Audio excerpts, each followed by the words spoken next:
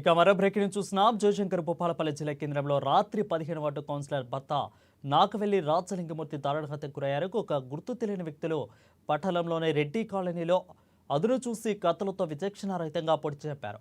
ఇక మృతుడు గతంలో మేడిగడ్డ ప్రాజెక్టు నిర్మాణంలో అక్రమాలు జరిగాయంటూ కూడా కేసు వేయగా కేసీఆర్ హరీష్ రావుకు జిల్లా కోర్టు నోటీసులు ఇచ్చింది. ఈ పిటిషన్పై రేపు హైకోర్టులో విచారణగా నేడు హత్యకు గురి కావడం జిల్లాలో చర్చనీయాంశంగా మారింది.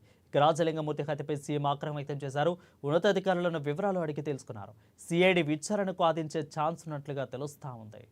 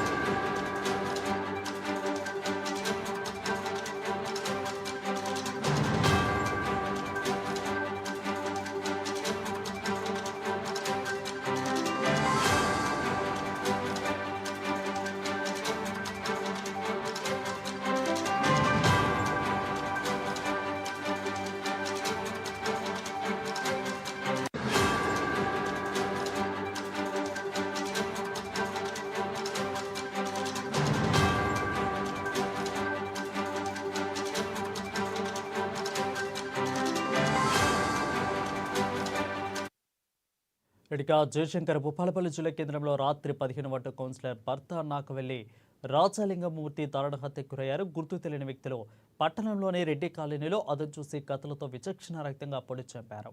మృతుడు గతంలో మేడిగడ్డ ప్రాజెక్టు నిర్మాణంలో అక్రమాలు జరిగాయంటూ కేసు వేయగా కేసీఆర్ హరీష్ రావుకు జిల్లా కోర్టు నోటీసులు ఇచ్చింది.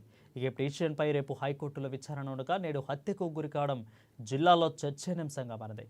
ఇక రాజలింగమూర్తి హత్యపై సీఎం ఆగ్రహం వ్యక్తం చేసినట్లుగా తెలుస్తూ ఉంది. ఉన్నతాధికారులను వివరాలు అడిగి తెలుసుకుంటున్నారు. సిఐడి విచారణకు ఆదించే ఛాన్స్ ఉన్నట్లు సమాచారం.